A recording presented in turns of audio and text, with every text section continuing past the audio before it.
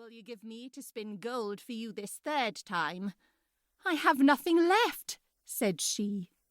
"Then say you will give me," said the little man, "the first little child that you may have when you are queen." "That may never be," thought the miller's daughter, and as she knew no other way to get her task done, she said she would do what he asked. Round went the wheel again to the old song, and the mannikin once more spun the heap into gold. The king came in the morning, and finding all he wanted, was forced to keep his word. So he married the miller's daughter, and she really became queen. At the birth of her first little child, she was very glad, and forgot the dwarf and what she had said. But one day he came into her room, where she was sitting playing with her baby, and put her in mind of it. Then she grieved sorely at her misfortune, and said she would give him all the wealth of the kingdom if he would let her off, but in vain, till at last her tears softened him, and he said, "I will give you 3 days' grace, and if during that time you tell me my name, you shall keep your child." Now the queen lay awake all night, thinking of all the odd names that she had ever heard, and she sent messengers all over the land to find out new ones. The next day the little man came, and she began with Timothy, Ichabod, Benjamin, Jeremiah, and all the names she could remember. But to all and each of them he said, "Madam, that is not my name." The second day she began with all the comical names she could hear of: Bandy-legs, Hunchback, Crookshanks, and so on. But the little gentleman still said to every one of them, "Madam, that is not my name."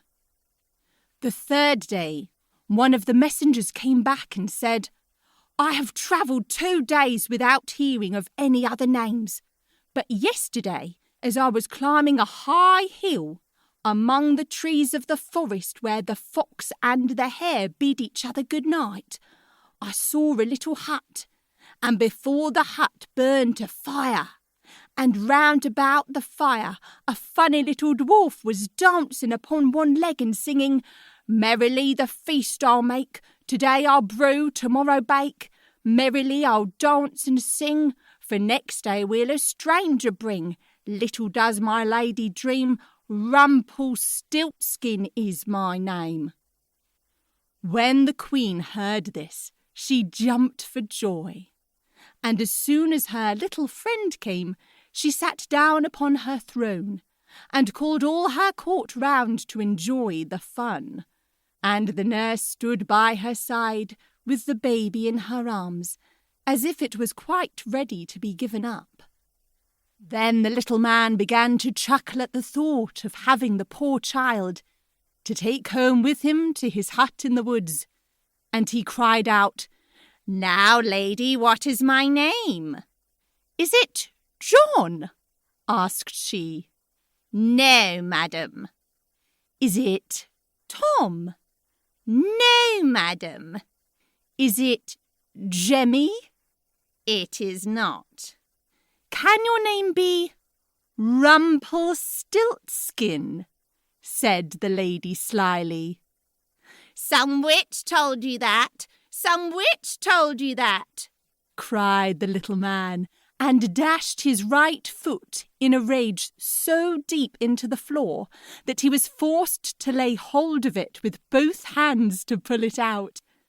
Then he made the best of his way off, while the nurse laughed and the baby crowed, and all the court jeered at him for having had so much trouble for nothing, and said, "We wish you a very good morning and a merry feast, Mr. Rumpelstiltskin."